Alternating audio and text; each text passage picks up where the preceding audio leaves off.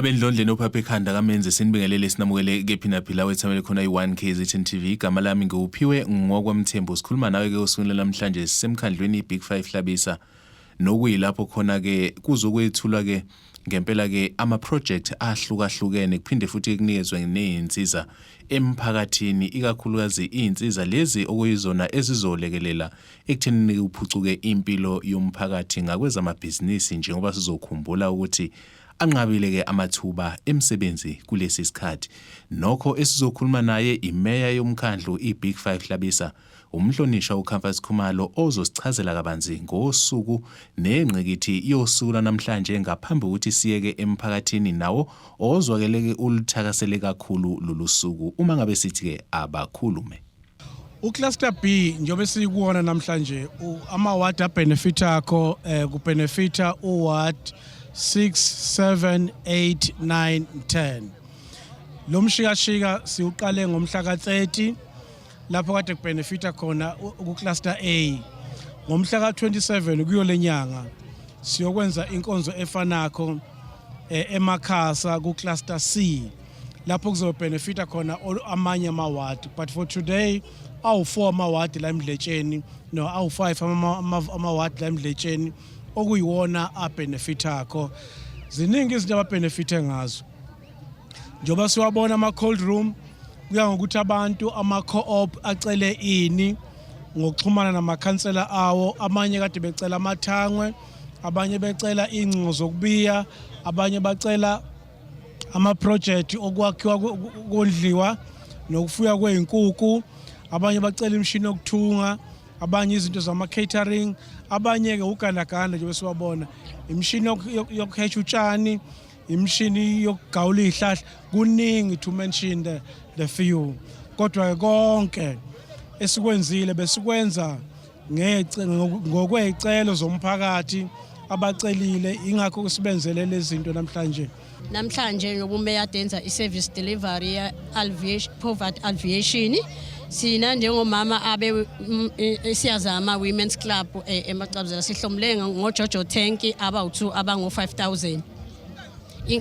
umsebenzi wethu esiwenza ukuze sifune lamathanki la ingoba sinezingadi manje siba nenkinga yokuthi asibinayo into esizogcina ngayo amanzi isikhathi eside ukuze izitshalo zethu zingafi thina sikuhlomulile ngaphansi ka ward 6 sine sathola itent elihambisana nezitulo ezu50 kuzoba ngama shaving dish istofu sokupheka ihasi kuzoba umshini wokugunda utshani bese kuzoba umshini wokuthunga ngithobeke kakhulu namhlanje umoya wami ngihluleka ngisho ukukhuluma ngoba ngesinye isikhathi kuye kube khona izinto othi uma uzicabanga ngenhliziyo ungakwazi ukufika kuzo namhlanje umkhandlo wakithi uBig 5 Hlabisa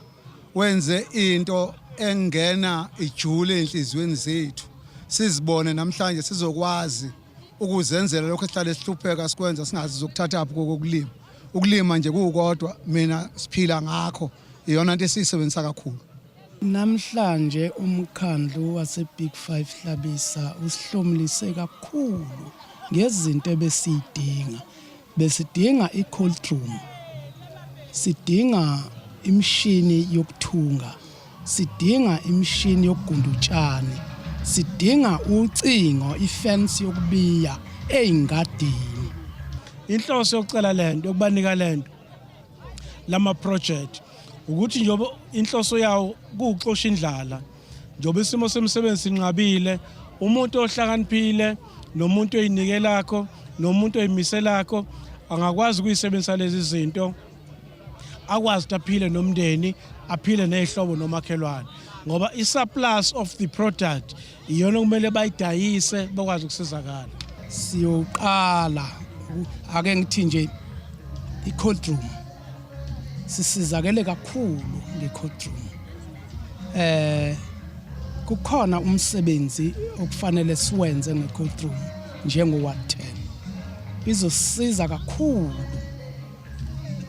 ekuthenini amalungu onke omphakathi wase-ward 10 azosizakala ile cold room ngoba asinayo i-cold room la kwa-ward 10 uma nje ngifuna i-cold room funa ngiphume ngiye kwaHlabisa kulabo abantu abasenama cold room ward 10 nje ayikho i-cold room mhlambe angiqale ngibonge nje kinina ukuthi nikwazi ukusivezela umhlaba ukuthi si abantu abakhona siyazama nani nje kufanele nginibonge siyabonga cha asibonge kakhulu kumasipala wethu Big 5 Hlabisa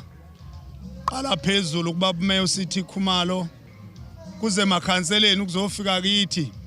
kuzosiza kakhulu lokhu dadewethu ngoba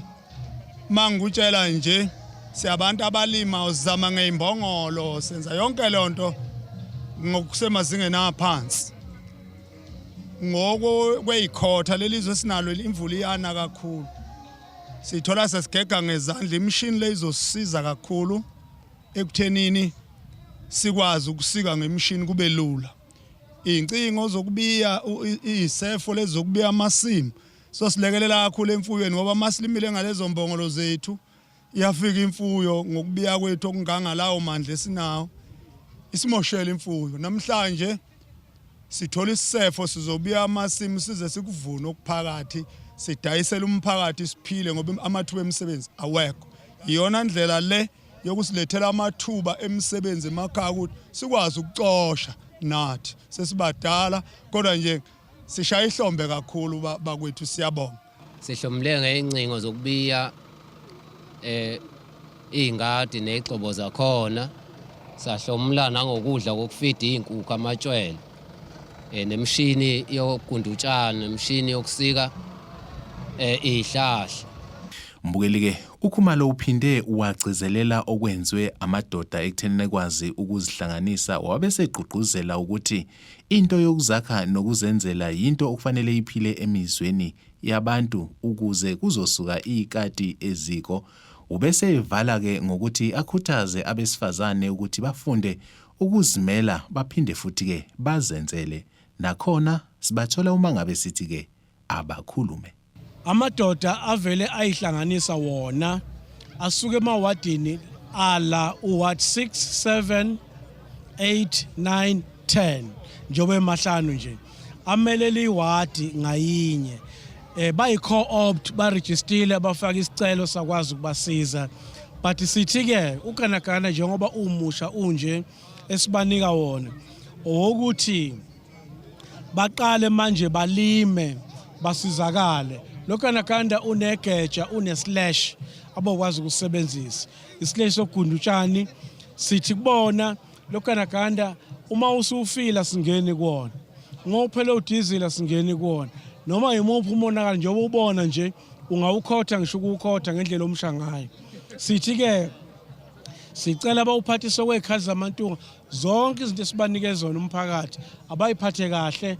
zingabi nomonakalo senzela ukuthi ke basizakale bafunde balime baye phambili baqhubeke balimele nomphakathi bawulimele ngemali ethe ukwehla kunalenye ngoba inhloso yayo kufanele kube into yokucover indleko zika diesel indleko ze maintenance neindleko zika drive so baphile umphakathi kodwa ungacindezeleki usizakale la umphakathi wase cluster B ukuze sikwazi ukuya phambili nempilo sisonke kuyiqiniso lokho ngoba abantu abaningi abakwazi ukulima ngoba ukushatshwa kuphezulu kakhulu endaweni yakithi kodwa sizozama ukuthi nathi sehle kulokho esikucabangayo ngoba zothi mase sihlezi phansi sixoxa sibuke ukuthi umuntu nomuntu khona abantu abanama hectare khona abantu abangenama ama hectare sibuke ukuthi lo muntu ufanele kulinyelwa kanjani hayi ngalolu hlobo ade kusetshenzwa ngalo izosilekelela kakhulu ngoba lapha ya emakhaya sineyindawo zokulima kodwa besingenakho okukubiya futhi singenakho okukulungisa indlela noma mhlambe emakhaya nasemagroundini sizosizakala nezihlahla lapha engadini sizoyinquma sikwazi ukuvula indawo ezinkulu zokuthi sibiye silime kuphila umphakathi ngiyathokozela ukuthi amadoda asukume ayibambe abe ngamadoda ngoba singamadoda nje sizele sinemphakathi okufanele siyifide siyikhulise ngendlela enempilo asivukeni bafowethu sambe siyosebenzela imiphakathi yethu nabantwana bethu silime sithola ukudla ngoba ukudla kusemhlabathini ayisekho imisebenzi etholakala kwabamhlophe imisebenzi ihambile ngesimo sokuphila kwasemhlabeni lokho nje bengicetha amadoda evuke eyibambe siphindele emhlabathini sithole impilo eqhubekayo. Bengifisa ukuthi singabantu besifazane kuyinyanga yethu lena nanakhulukazi nami ngimuntu omusha engibukelela kubantu abangomama bengifisa ukuthi kubantu abangangami sibe neqhaza nathi emphakathini ukuthi yonke into esenzayo siyenze sibukele kwabomama ngoba ngaphandle kwabo la sikhona njengamanje ngempilo kungenxa yabo mama so bengifisa ukuthi nathi singabantu abasha sibukele ukukhulu kubantu abadala singazibukeli ukuthi sibasha kodwa senze nathi umsebenzi wabantu abadala. Impela ukuzakha nokuzenzela into esiyikhuthazakho le. Abantu besifazane kuzosiza ukuthi sibafundise, sibakhuthaze, sibagqugquzele ukuthi bayimele bona. Elinye point lokuyimela, point of departure ukuqala ekufundeni, umuntu afunde athole umsebenzi, aqashwe noma ayisebenze yena ngoba ukuncika endodeni noma emadodeni akuyenza impilo iye phambili. Siyabakhuthaza abantu abaningi bangancingi ngoba ugcina umuntu ayogana engafuna egana. Ngenxa ukuthi ufuna ukuphila, ufuna ukuncika endodeni. Sithi ke kubantu besifazane abakhuthale, abayiphathe kahle kulenyanga yabantu besifazane egqugquzela ukuthi abantu bayiphambili. Impilo ayiye phambili. Sikhuthaza nanokuthi abantu besifazane eyinsukwini zanamhlanje uphuzo lusezingeni eliphezulu kakhulu. Abehlise uphuzo impilo ikwazi ukuba ngcono ikwazi ukuya phambili. Ngoma esephuzile ziningi inkinga evela kuzona. Omunye ukwavuka lapha angazi nokuthi ufike kanjani kulezo ndawo lezonke. Nina benkayishana kamenze ephuza umlaza ngameva sizosinyathanda indaba empondo zimakhenkeni nabayivimbe ngamaphande emkhondo bethi umhlalisi uzawuwela uthewela wasewela ngamakhanda amadoda siliquqisa kanjalo uhlelo besithi abakhulume sisemdletsheni ehluhluwe nokuyilapho khona ke